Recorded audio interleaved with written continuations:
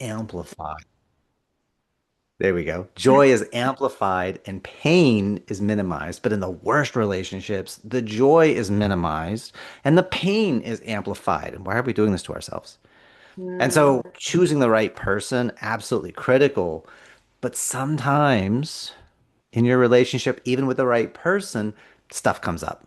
Friction, disagreements, ways to handle stuff from the past that hasn't been resolved. And this amazing human being that you think the sun shines out there, but suddenly is ripping you a new one because you didn't realize you were tap dancing on a landmine. And you can mm. get personal and you can defend, and now it's a fight, and we're fighting against each other. And what I'm going to offer is some conversations, some tools, some ways to think about how we could fight with each other as teammates Mhm. towards a bigger, brighter, bolder, more playful, more sexy, more passionate relationship and future. Nice. Thank you, Jeremy. So, this event is going to be a private relationship debrief for high performance individuals who are in partnership. And one of the things Jeremy was talking about, I know we talk about in my group, is what game are you playing? Because if you're playing to win, make sure that your partner is playing the same game and that there's a communication that's open enough so that you're working as teammates to achieve common goals as opposed to competitors working against one another, because that is not a win. So, with that, if you come up with questions, I'm going to keep an eye on the chat. And so, if you have specific questions that Jeremy or I can help you with, we are here to do that over the next 45 minutes. And A question. Oh, it went so away. go ahead, put the questions in the chat. I'm going to keep an eye on that because we're going to talk about how you optimize your investments, you protect your assets, you plan your legacy. But when was the last time that you evaluated your relationships with the same level of intention? So, Jeremy, I'm going to hand it off to you. Where do people start with this? Where do they notice that there's a problem in the first place?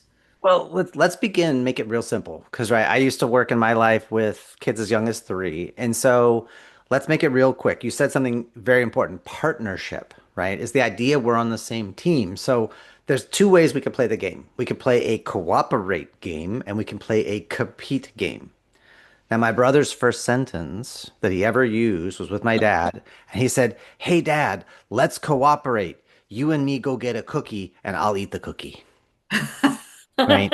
So cooperate means we win. We're on the same team. It means two words, work together.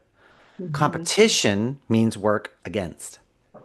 And if you Now, have, go ahead. I have a question because I think there's a third element in there. Maybe it's still in cooperation Mhm. where you could both be doing the same thing or you've specialized, but to achieve the common outcome, right? Yes, yes. But we have to define what the common outcome is. Right. What is the compelling future in your relationship, right? Business's mission statement. We have quarterly goals. We can standardize and structure to the nth degree. Now, in your intimate life, in your intimate marriage, in your intimate relationship, how do you strategize that? How do you qualify or quantify that?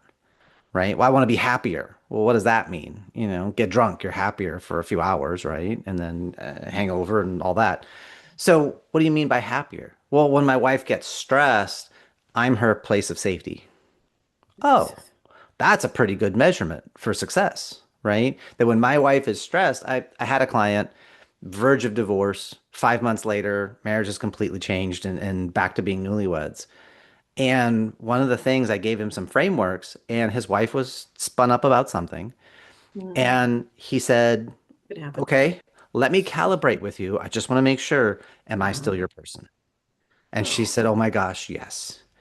And she came back later and said that one question meant the world to Mhm. her because it reminded her she's spun up about life and stuff and business and work and whatever, but I have a teammate. I have somebody who supports me because no, I don't have a problem with you. Right? Because as guys, we're problem solvers, and when our wife is mad, it's like I did something wrong, it's my fault, and somehow we take ownership, even if it has nothing to do with us, and we're trying to fix it. So just the "I'm still your person." Oh God, yeah, you're still Yeah. my person. Okay, So what's going on? Tell me more. I want to hear So everything. good. So the way I describe this, I have a lot of hand signals. And I Mm-hmm. say in a meaningful, healthy relationship, you can maintain your own identity and individuality. So she may be dealing with this over here that might be making her a little crazy. Yep. And he is showing up for her because together you're creating the universe of this partnership. Mm-hmm. And inside this third element, you're sharing life's challenges and life celebrations, intimate knowledge, inside jokes, Yeah. pillow talk, and knowing that you're there to support one another along the way. Because what's Yeah. in the best interest of this third entity is also in the best interest of the individuals, because that Absolutely. makes life better, more valuable. You can do and be more in partnership. Yet it's harder to move one side of the couch, but if you have a partner, you can pick up a heavy load together. We all know that. Absolutely. So, Jeremy, how do we uncover these hidden relationship liabilities, or how do you know how to separate yourself from that? That could have been a potential pit of Mm-hmm. emotional trauma and trouble for not only her, whatever challenges she was facing, but also if he dove into that pit with her. Exactly. And, how do you maintain your own emotional distance so that you can be a support in that? Yeah. So the first thing you do is you have to believe in your partner's positive intent. Even if they are excoriating you and ripping you a new one, there's something good in this somewhere. I know this is for our best outcome, even if I don't know how to get there, right? So the first step is that you just assume positive intent. And then we begin to go back to one of my favorite words. We go to calibrate. We start asking questions. We start unpacking. Because anytime you get a high emotional charge to something, you're getting a reaction. People only react when they have something to defend or protect. Mm. When they're integrated, when they're That's a healed. good thing to remember in and of itself. Yeah. Yeah, yeah. So like when I work with the families and kids, we talk about like these kids being disrespectful. And I'm like, well, pardon me. Self-control is first, respect is second. I'm sorry, self-control is first, focus is second, respect is third. So you're telling me that your kid was in totally paying attention, totally engaged, and then willfully and deliberately rejected everything that you had going on? Or were they differently focused? Nice. Right? And then we go backwards to go, okay, well, focus is where I put my attention, focus my eyes, my ears, my mind, my body. Cool. What do you focus on? Well, emotion, fear, anger, abandonment, stress. Oh, so you didn't have self-control. You had fear control or abandonment. Oh, okay. So now, just by unpacking a little bit of the reaction, they're not Mhm. disrespecting me. They're not mad at me. They are reacting to something going on inside them.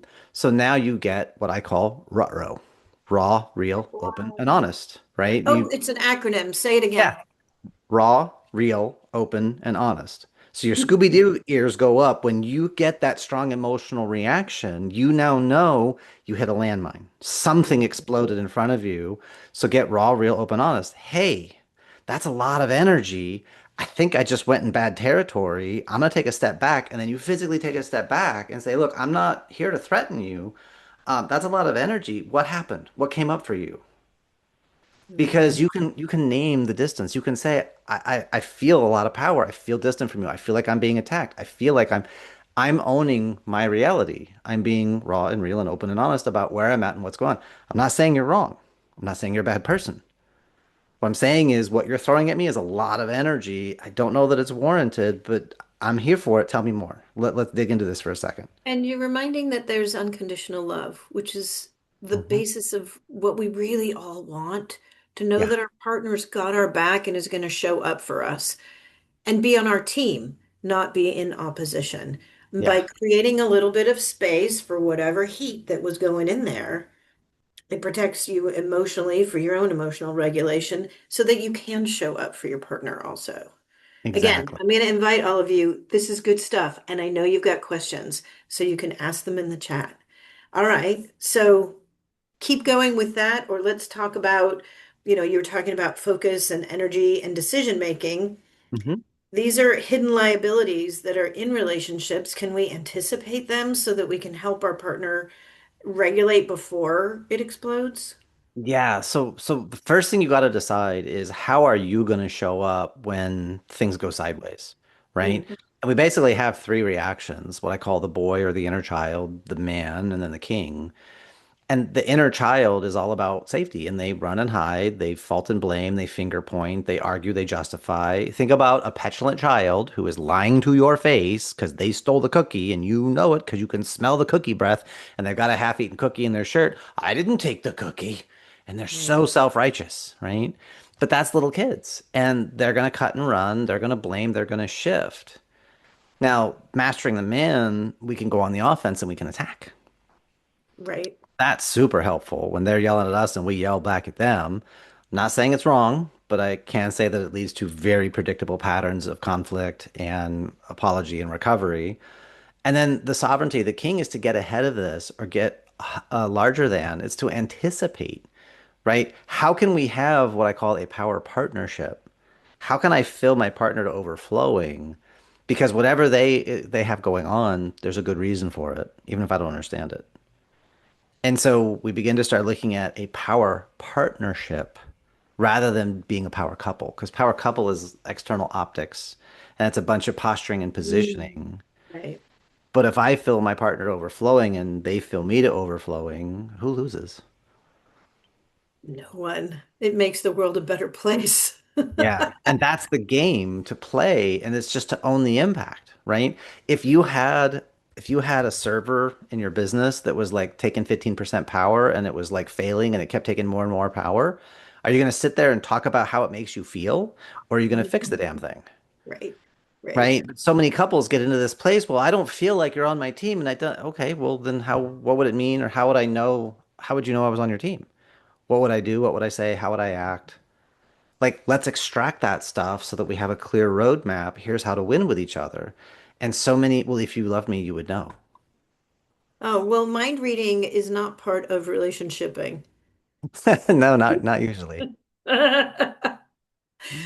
So can somebody, thank you, Scott, for noting that the chat was disabled. I believe I've just opened it up. So can someone give us a try there? It says you Uh, should be able to post your questions here. And it may just be hosts and panelists that can do that, but there should be I a did an ask your, oh, everyone. All right. Thank Scott, you, Scott. He's got an everybody. Thank you. Scott, you're looking Um, out for us. Appreciate it, man. you bet. I've got some good people on my team here. I appreciate all of you. Okay, so let's say you're in a relationship and you really want your partner to be able to be a mind reader. How do you navigate that? Good freaking luck. Um, listen for the shoulds, right? Because the Ah, shoulds start to reveal rules, right? There's two ways to play the game. There's called reality, the land of is. This is what's happening. And then there's the land of should, what should be happening. Now, which one's the right one? Wrong conversation. Because sometimes somebody had some crazy idea and this thing should exist, and then they went and built it because it didn't exist except inside their own little monkey brains and in their heart. And then they made that thing happen. So shoulds are not wrong, they're not bad, but they are rules, not reality. So here is what's happening is reality. The shoulds are the rules. And so, well, you should know. I shouldn't have to. Oh, you're telling me that your rules for the game of love or the game of life. Thank you. But we got to have our Scooby-Doo ears up and we got to be listening for that stuff. right. Not make it personal. And well, I'm not, I worked all day. Well, I did too. Well, I shouldn't have to make dinner every night. Well, I shouldn't either. Okay. Oh, Can we hire a it's chef? funny. Can You we? just set those as examples, and I didn't hear the should at any point. Mm-mm. That's how fast it gets deleted. Right? Yeah. Because the tonality and the energy, it feels like we're being attacked. Now we go to defend. We literally don't hear the other person because we can get nerd and the amygdala hijack and then the adrenaline, noradrenaline dump and the cortisol. We can get into all the geeky stuff. But what matters is, do you want to be right or do you want to get results? Okay, listen to Mhm. them. You know what? You're right. You shouldn't have to choose to dinner every single night, but I'm tired, you're tired. You know what? Let's go out. We'll get some dinner, and while we're there, let's figure out what do we want to do for dinner instead. Yeah. Do How you would want we to do be it if we could do it our own way? do you want to be right or do you want to get results? Hmm. If you're in the workplace, we would sit down in a boardroom. We would have the board of directors helping us. We would hire mentors and coaches. We would look for strategies that succeeded in other arenas. And we totally forget to do that in our personal lives Well, because we we don't think we think should we have to. should know it. We shouldn't have to. Love should be easy. Love is patient. Love is kind. It keeps no record of wrongs. It delights in the truth and rejects the. Those are Kind great of hearing a platitudes. guitar song here Exactly. somewhere. Yeah, it's Corinthians, right? It's a great model, but we're also everybody eats, everybody poops. We all got crap to deal with. We all have stuff to work through. It's Do you guys okay. love him or what? So, okay, when it gets real, Yeah, and I know so often money is a place where relationships break down, and yeah. actually, money can be a place where things realign also, Hmm. because the quantif the quantifiable bottom line, we know what to do when we need that to increase, but in a qualitative relationship, we don't always know the steps to take to Hmm. improve a partnership. So, can you help us understand the cost of relationship breakdown? Oh yeah, that's easy. Let's pretend you make 5 million a year and you got an 8-year-old kid. That's a $25 million divorce. Two Ugh. point 2.5 million a year for the next 10 years. And that's just the first line because then you've got therapy for everybody. You've got potentially somebody else having more access to your kid than you do because who has primary custody, who has visitation, who has dating and access and like I hate the phrase it's cheaper to keep her because it's so Oh, transactional. It makes my skin crawl. But there is a practicality of it's more fun to just love the person you're with. And who were you when you guys first got together, right? You were building and you were scaling. You didn't have empire, you didn't have cash flow and career and all that. But you had a mission and a vision and a dream that you worked on and you both committed to. mhm. Cool. How can we maintain that energy and that flow? Because money, massive. But what about when your top sales rep is stressed about his marriage and he's drinking or she's drinking on the job, off the job, distracted with porn, and their performance drops because they're doing all these behaviors for self-soothing because they're in such a place of misery and fear. That's a big deal. So there's financial exposure, there's Yeah. legal issues, there's emotional and physical breakdown. Yeah. Um, and you've built that empire.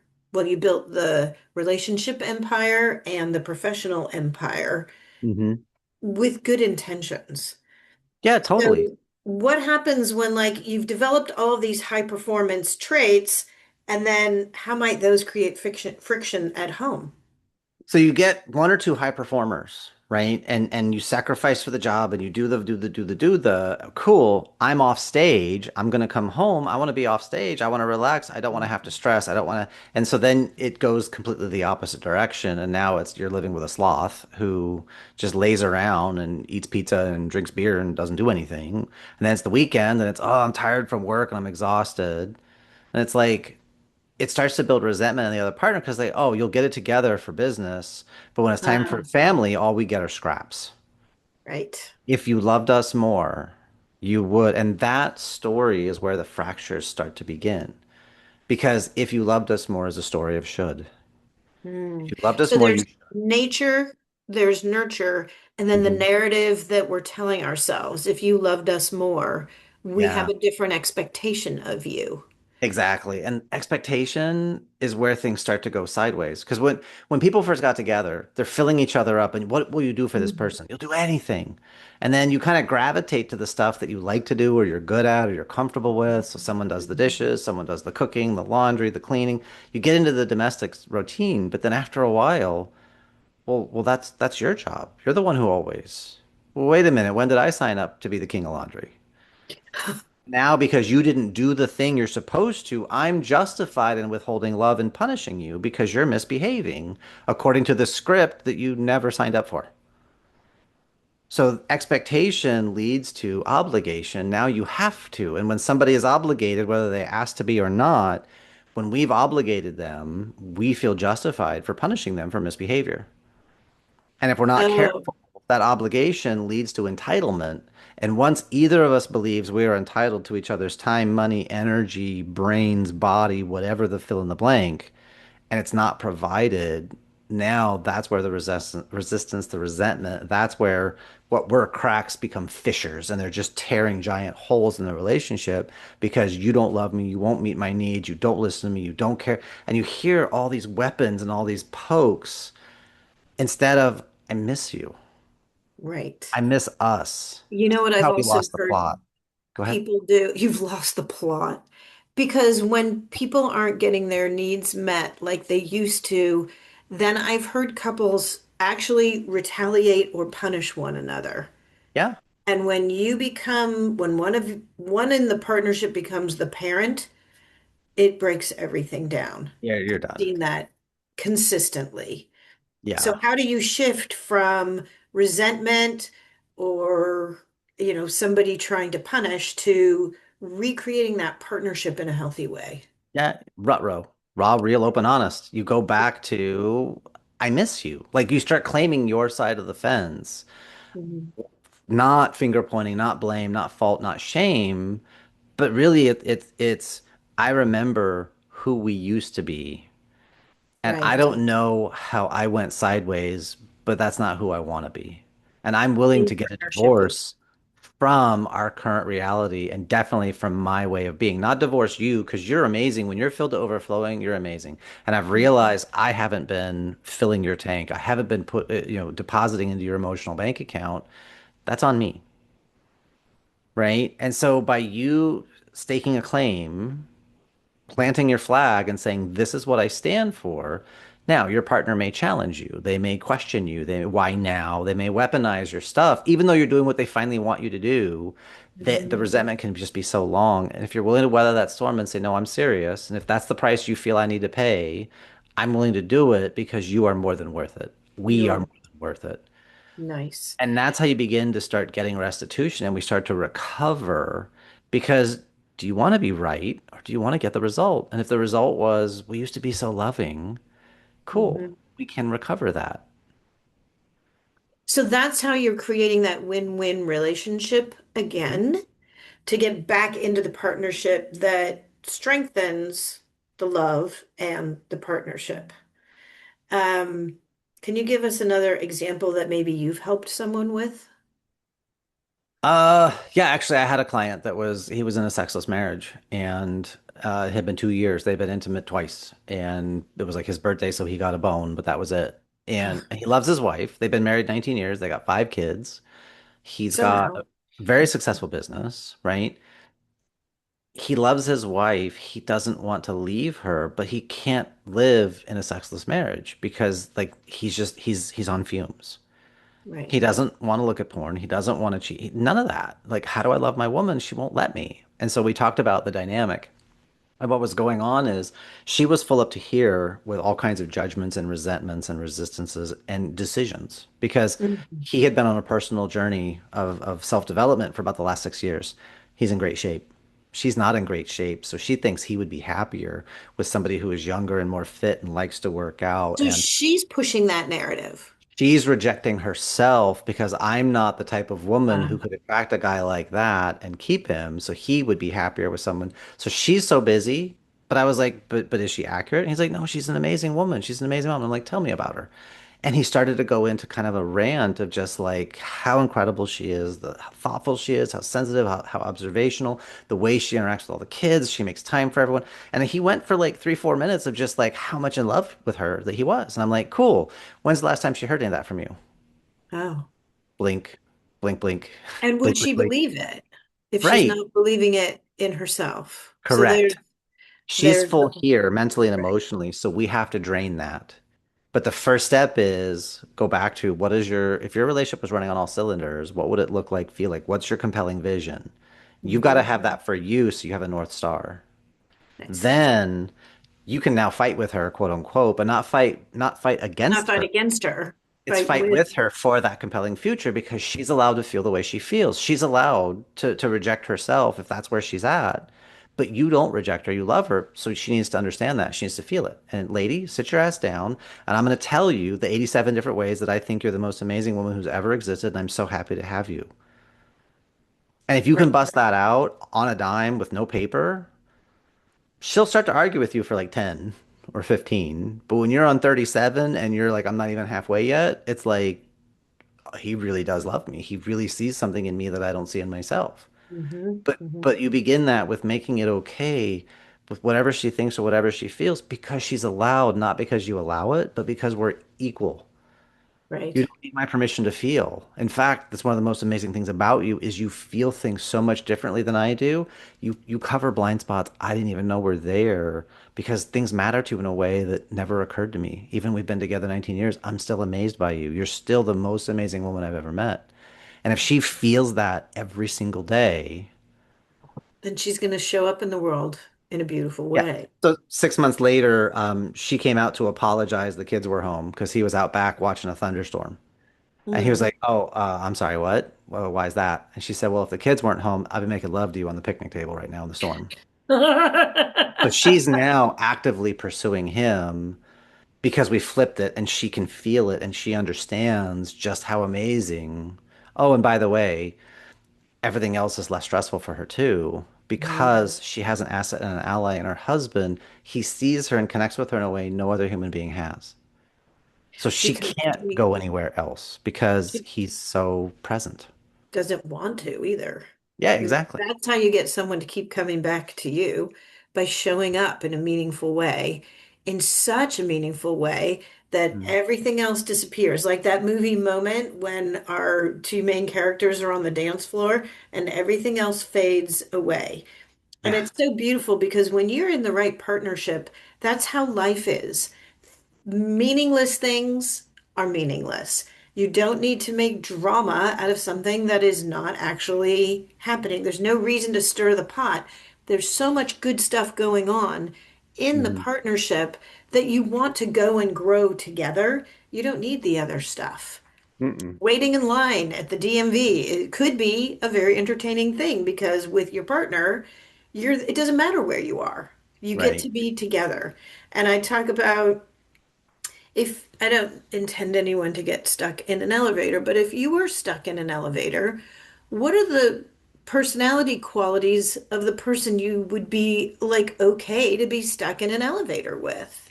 Hmm. That's who we're looking for because I don't want you to be stuck in an elevator. I don't want you to be stuck at all. I want you to wake up and choose with intention that you are with the right person in your life and that you get to do it again together another day. That's what we're looking for.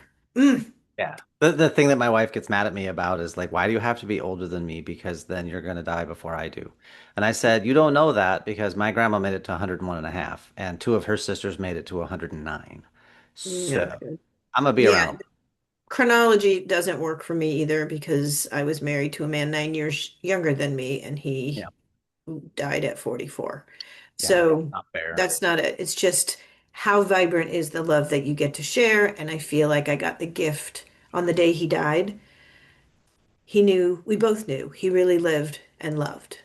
And Yeah. that's what we're looking for. I don't know when, life is precious. That's what we were talking about in the green room before we started recording. Life is precious. Yeah. And to know that you're living it fully every day with the people around you who you would like to recalibrate into a little closer to your inner circle. And for those people who are energy suckers, you can give a little distance to those people or prioritize something that they aren't the highest priority in your life and that it's totally okay. You don't need to seek approval from people outside your core value system. So that Yep. way you're actually curating your own version of love and life. And part of that is a successful professional career. Part of that could be successful relationships in every aspect of your life. It's so Yeah. good. So good. Jeremy, Yeah. what are And some of the actually, hot high notes that you want to Well, share?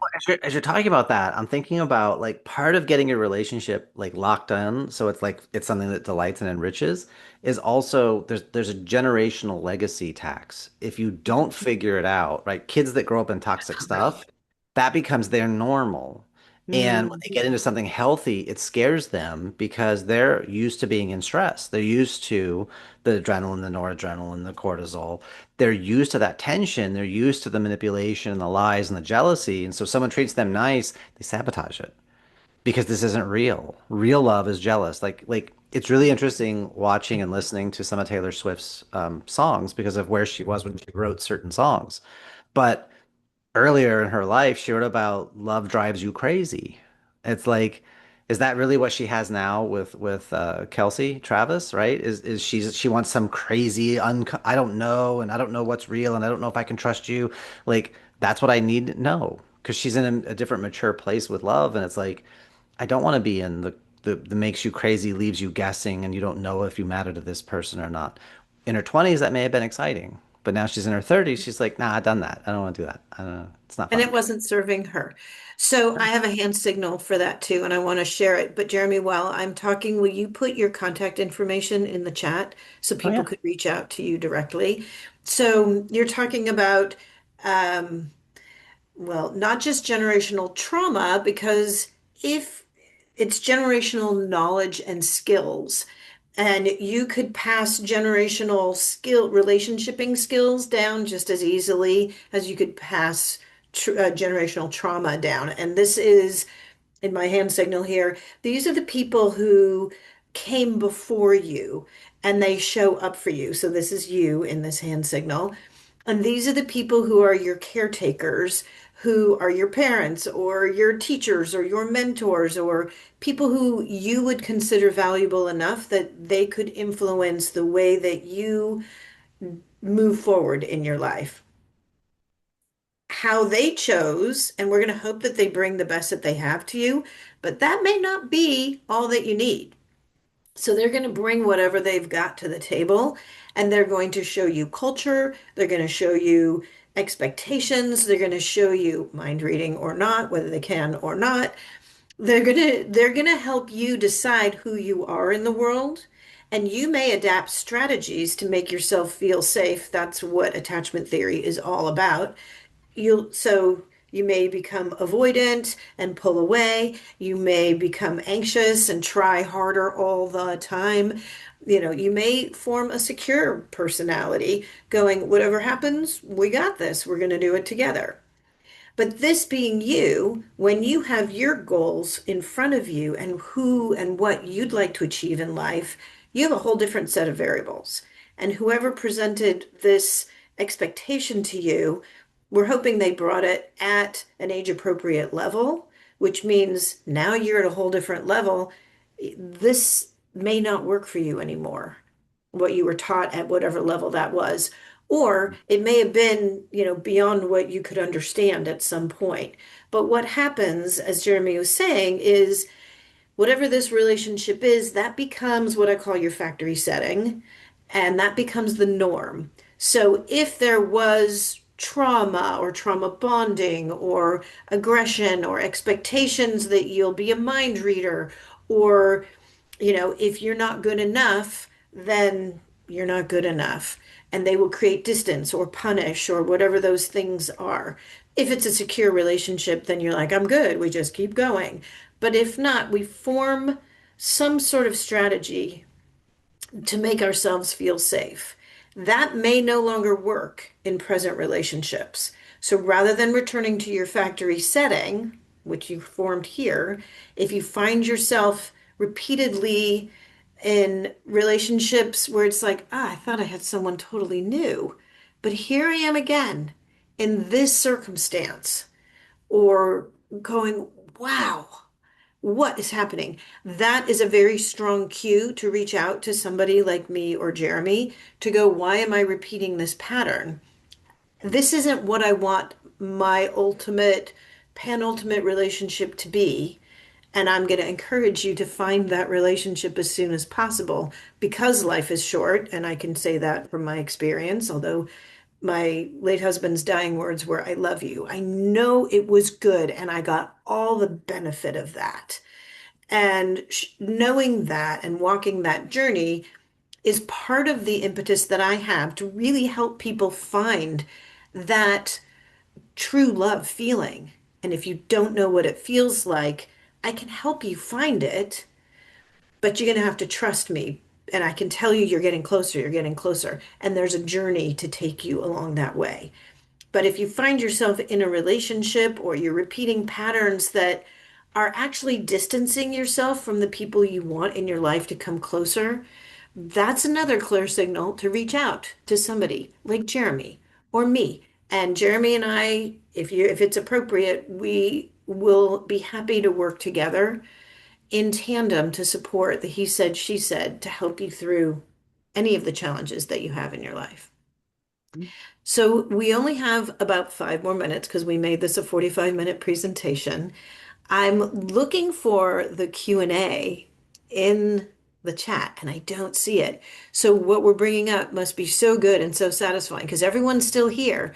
But if any of you would like to really ask that question or show up, we're happy to do that. And what else do you have to share, Jeremy, in the few minutes What that I we would have? say on the questions and answers, if you have something that you're thinking of and you're like, I don't know if I want to waste time asking it, dollars to donuts, somebody else is also thinking the same thing. So just say it because it's already somebody's got the idea. So it's like how to check for if the person is really in it for love or really financial support. Ah, that's fun, right? And the easiest test, oh, just sign a prenup.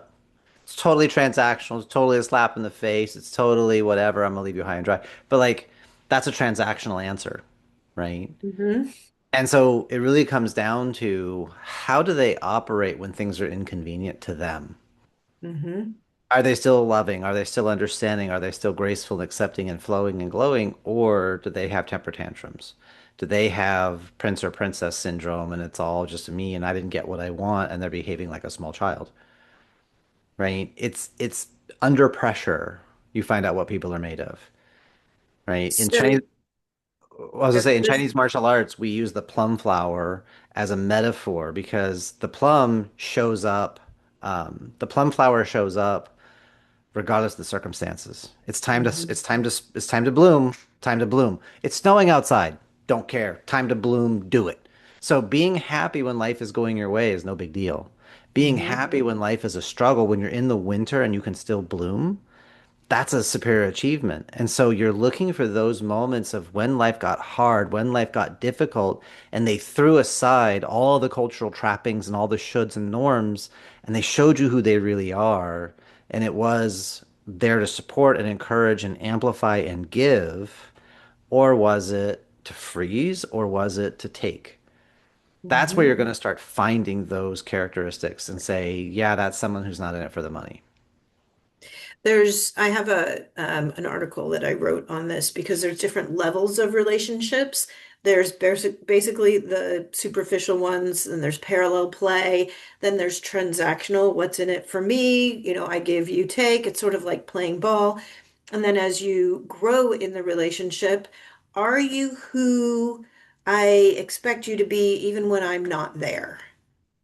Are you behaving in a way where, and then what we're looking for is that next level up where there's like this third entity, I guess it's that way, where people expect you to be in partnership with one another and there's no envy or jealousy because the relationship is so strong. You can go and do and be anyone with anything. And I know that the relationship is so stabilized that nothing can tarnish that.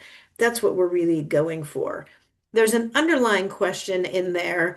Actually, there's two. How do I know this person is loves me for me? Because what you were sharing was about the other person. How are they showing that they're not in love with me? But how do Mhm. you know that someone's actually in love with you for you? Are you asking me? Oh, yeah. Oh yeah, yeah. So what we got to get clear on is there's a basic strategy called Five to Thrive. And it says, what do you need? What do you want? Massively different things. What would you love to give and receive? What are your musts and what are your must nevers? And if the other person knows those five, do they act on them? Do they live with them? Does it excite them? Does it delight them because they know how to win with you? Or do you get resistance and judgment and resentment and why do I have to? And It's like I'm giving you the master formula for making me happy 24/7. If you want me fat, dumb, and happy, here's the list. And then they get defensive about it. They get angry about it. They get resentful about it. Cool, you're not here to win for anyone but yourself. Hmm. Because And there's a very selfishness. telling. They're not willing to give. It's like that's your easiest litmus test. And sometimes you have to give it time because sometimes women will look at that list and say, "Oh yeah, I could be that. I could be that. Could, potential, not I am that." Right. And the fact that I could, she's playing a role, and eventually over time there will be resistance and there will be Right. resentment. You can't keep up a, The a pretenses. face of Yeah. who you think you're supposed to be. In my group, I had 5 questions that I asked everyone, and it gave them an archetype. And one of the gentlemen were like, "Oh, that's why I've had two divorces because I kept trying to be the person that my ex-wife needed, and I couldn't do that for my whole life because I'm more than that. I Because tried." that's not who I am. Yeah. So So then the I have a other hand under signal. I have a go hand ahead. signal on this. Okay. Okay. So here you You go. get a hand signal. Here you go, Paul. Yeah, I got one for this. Okay. So what's one plus one? Two. When you put it together, one. Oh, wink. All Because right, I that's like it. that's integration. One plus one is one. That's integration. And then what's one plus one? It's still one. Only now it's more powerful. And then what's one plus Yeah. one? It's still one because it's even more powerful, It's a right? To the magic trick. outsider, it's all separated and broken, but like for you, it's all so if she's her own person and you are your own person, and when you two come together, the togetherness amplifies you both. That's a good Hmm. direction to go. Right. Now, one plus one is one. What's a half plus a half? Mm, it's still half, I guess. It's nothing. Because if you Hmm. don't understand you and they don't understand them and you put it Nice. together, are you going to get more understanding or more misunderstanding? More Because misunderstand. That's you can only amplify what you have. You can only give what you have. And if either of you is unclear, one plus a half is still nothing because you complete me. No, that's dysfunction. Because one of you is right. using the other, and eventually it's gonna. Because if the half person eventually grows whole, they're gonna grow apart. Because I got what I needed from you, I don't need you anymore. And if all you have in a Mhm. relationship is needs, Right. that's dysfunction, right? Because it's needs and wants. And what would you So love to give and love to receive? Like it's more. it's more. So Okay. communication, in my opinion, or intimacy is a high level form of communication. When you Mhm. get that communication clear, when you're setting the foundation of the relationship, it can grow into the most beautiful, like beyond words type of experience. But the other underlying question is, how do I know who I am? And how do I know the value I bring to a partnership? Yeah, beyond financial value. Absolutely. Just for all the men in the room, you got to separate your self-worth from your net, separate Thank your self-worth from your net worth, right? Because you'll hear guys, "Oh, I'm not at her level," because they're doing a transactional math. you. When's Hmm. the last time you heard a woman say, "Oh, I'm not at his level"? Like every woman I've ever met is like, "He's lucky to have me. He's lucky to be with me. He's lucky if I even choose to grace him with a moment of my time and presence." That's right. And it doesn't matter what her economic vehicle is, it's her own sense of integrity and her own sense of worth beyond finance, right? But for a lot of guys, like, "Oh, because I don't make X number of dollars, because I can't provide this particular thing." How do you know that's what she actually needs or wants? Right. Because as your marriage is failing and you buy her a $30,000 kitchen remodel or a $20,000 month-long vacation, and all you do is bring the tension with you everywhere you go. Okay, Edward just hit us with a big thing. So, as you're reading, I'm going to say that you bring value to the relationship. And as Jeremy is saying, it's not necessarily a financial value. If one person has revenue and resource, you could live like King Midas all you like, but can become a very lonely existence. So, understanding the value that other people bring into your life through companionship, through partnership, through security, stability, safety, economic viability. They bring humor to your life. Everybody brings value to the relationship, and to rely on it only being the quantifiable financial number in your bank account that's not the only aspect that is valuable in a partnership. All right, so you read it. Go ahead. Or are you typing it? Yeah, no, Um, I'm gonna drop a technical term, which is you are in a situation, my friend. And I am not making light of it. You're in the shit. That is just a difficult place to be because needs, wants, expectations, throw in a communication barrier. Now, are the two of you able to be in physical proximity to each other? Because that changes some things.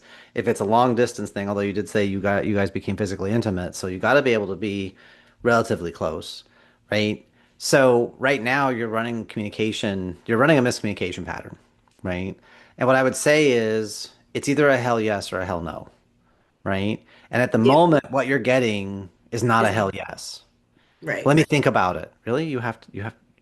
How long you have to think? What specifically do you have to think about? But if you ask that question, now you're getting into her buying criteria. You're pulling her out of her heart and you're activating the analyzation side of her brain, which is not useful in the long term for heart stuff, right? Because it's the head and the heart. It's both and, not either or.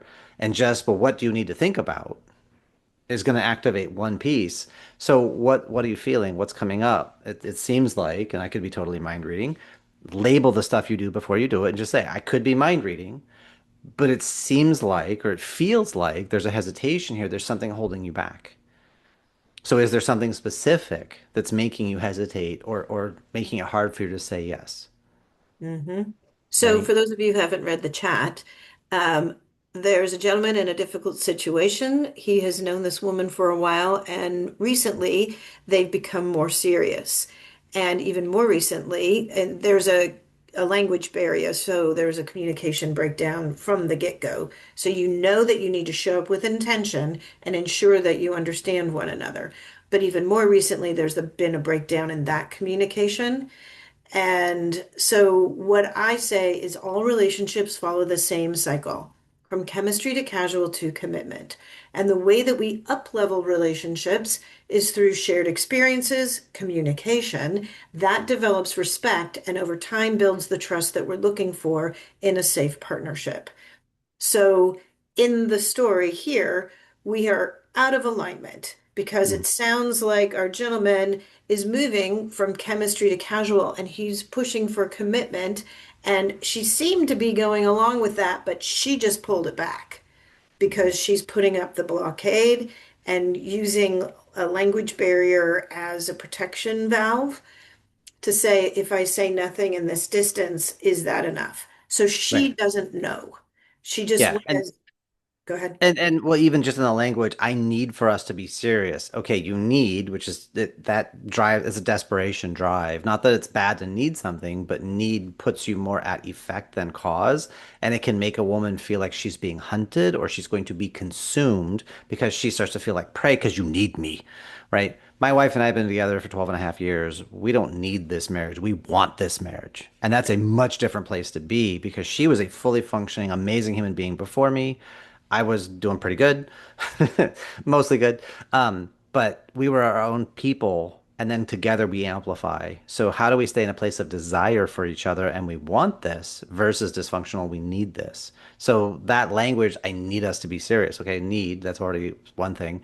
But then, two, what does serious mean? Does it mean we sit around with frowny faces and we have a stick up our butt and we have meetings and we do business and No, we you discuss and we listen. discuss and we have conversation and we shall pencil that in? Is that serious? Or I need to feel, or I want to feel like the two of us are aligned and going in the same direction and that we're not entertaining any other conversations. We're just dating each other.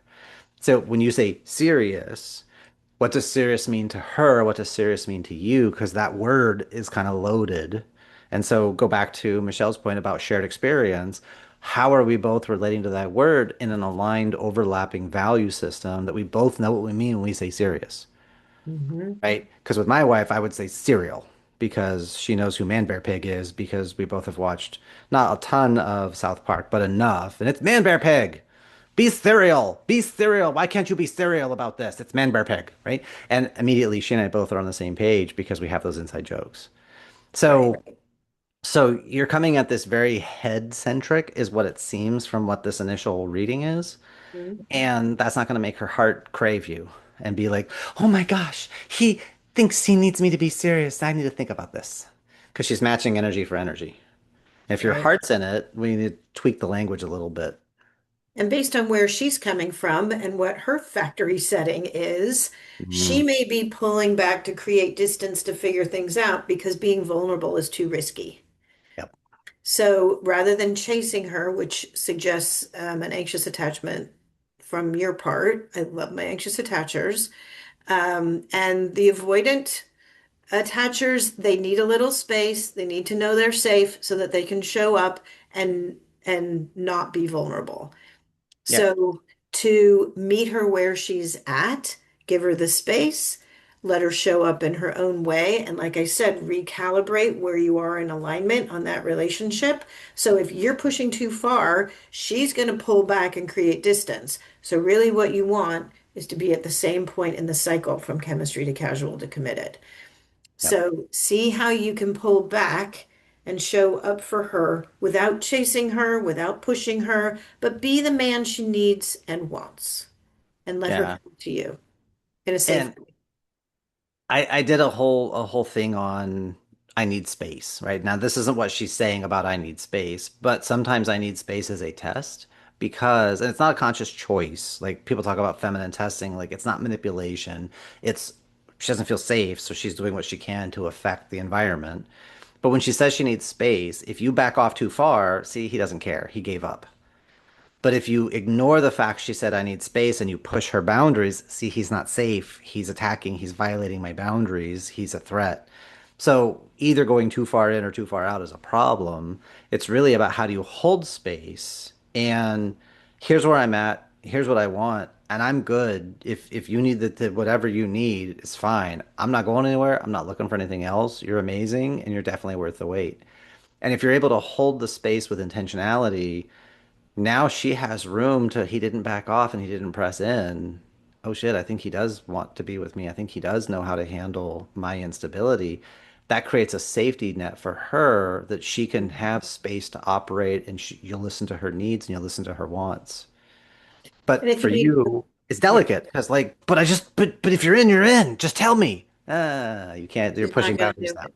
Right. Yeah. So a visual for that would to be couples dancing where you're holding space with and for one Yeah. another, Hold the but frame. you're not pulling someone around and you're not going to let them go when they're pulling away. So you want to Yeah. create that frame, and the Yeah. framework is for the relationship.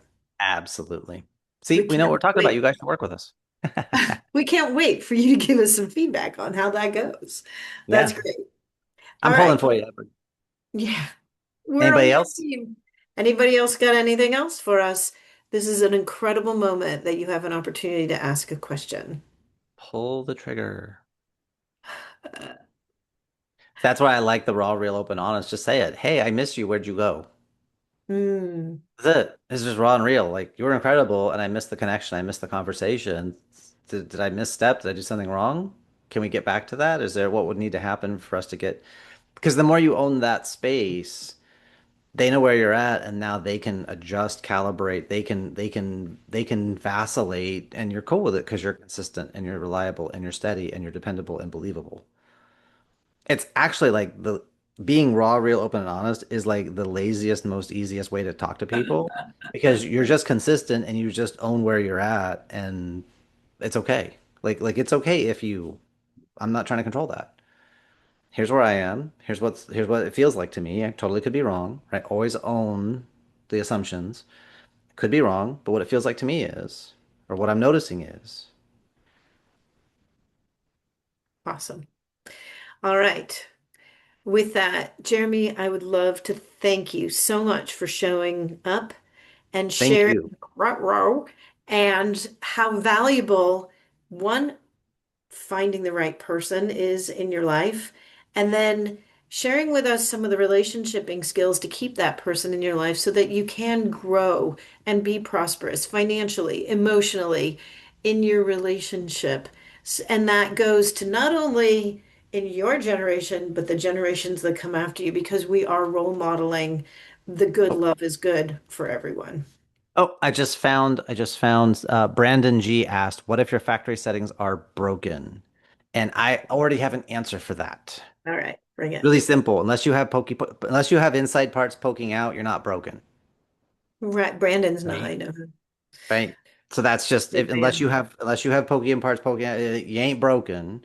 Now, are you running bad code? Are you playing a game you can never win, right? Give you an easy example, right? I had a client and social anxiety issues. I was like, cool, two affirmations. First one, my affirmations work for me no matter if I believe them or not. That one's important because it gives your conscious mind permission to doubt and it gives your unconscious permission to ignore your conscious mind.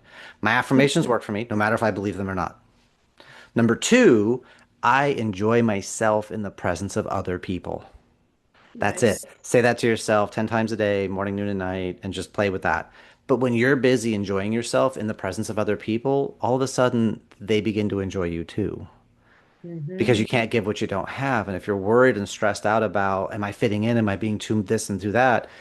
Because of your hypercriticalness, their nervous Hmm. system's going to fire off because their mirror neurons are going to copy your physiology and they're going to feel some kind of way. When you're enjoying yourself, you now make it okay for them to enjoy themselves and to enjoy you, win-win. And so Beautiful. we unplug that. So it's not that someone who gets super anxious. No, no, no. Humility is not you think less of yourself. Humility is you think of yourself less. So when you're thinking of yourself less, you're able to think about other people. You're able to be present and enjoy the moment, and then you can give people the gift of just be here in the room with us. There's no past, there's no future, there's just now. And when you do that, that's literally presence. That's the biggest gift we can give to each other is full undivided attention. And if you're stressed about yourself, you're divided, right? And so it's not that you're broken, just running a bad code or a bad program, right? You also talk about when you go into the ring, you want to look for what's right, not for Yeah. your weaknesses. Mm-mm. Absolutely. Absolutely. That's when as a fighter, you go in, you got to know your game, you got to know your strengths. Not, but what if they? But they don't. But I have this tell when I punch, I do the yeah, yeah, yeah. You're assuming they're going to be smart enough to notice it That's right. because they should be scared of your punches and your kicks. That's why even light contact, first hit is always a little too hard. You let the refs tell you to back off, and then you go, "Oh, I thought this was light contact," right? And you get inside Mm, their head, and they're like, "That hurt. That was light. Oh yeah, that was light. I can go softer, but yeah, that was like a two." you too. So I Holy knew that crap. you'd have the go and diving into the ring metaphor. I have a client who he said it's FOBU, and it's not an acronym. That's the name of the adorable little monster just outside his head that encourages him to change his behavior based on what he thinks other people might be thinking. Yep, That is complex. Do that's a what's lot of right work. for you. Do what's right for you. Look for what's Most, right and do what's right for you and be genuine you because it's too hard to uphold being someone you're not. yeah. Well, most people, the most exercise they get is jumping to conclusions.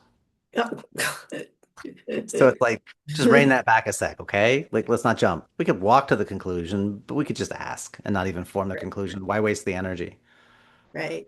When right? we really want all of who you authentically, genuinely are. Yeah, because you're Jeremy, amazing. thank you, thank you, thank you so much for helping us understand. Yeah, this was good. We're getting lots of good compliments in the chat. Because you were able to share insight in a new way to relationships and the relationships that we all want to get into. And it's one to trust yourself in an intimate partnership with yourself, knowing yourself well enough to know who the right people are to attract and bring in closer into your life. And the most important decision you make, inviting that one romantic partnership in. And how much are you going to trust with them? And how do you navigate the challenges along the way so that you're both winning at the game you're playing? Thank you. Thank you, Jeremy. Yep. Thank you, Michelle. This was a lot of fun, and definitely let us know the feedback. What you guys like? What are you going to take away? What are you going to take forward? That's the big one. What are you going to take And forward? we look forward to you putting time on one or both of our calendars. And if you would like to work with both of us, Jeremy and I are absolutely in sync with that. So put some time on our calendars. We can't wait to hear what you've learned and how we can help you live a life in love because life is better with good love in it. And life is too short for bad food, bad marriage, or bad business. You're saying that all Yeah. right. I only eat yummy things. It's a hard rule, but yeah, gotta live by it. All right, I'm trying to stop recording. No worries. Doing- It's not doing it. Stop recording. It doesn't want to stop recording. It just loves us so much. Do you know how to? There we go. Let me see.